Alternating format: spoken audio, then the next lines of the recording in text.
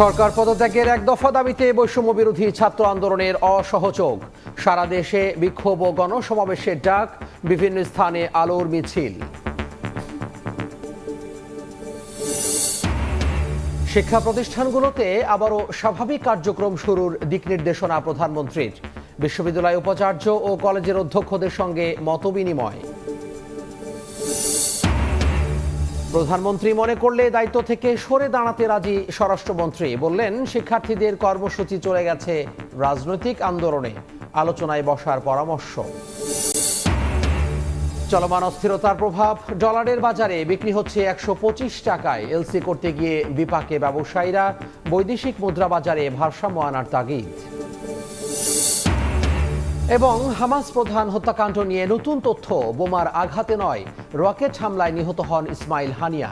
দাবি আইআরজিসির, মার্কিন সরকারের মদদে ইসরায়েলের বিরুদ্ধে অভিযোগ।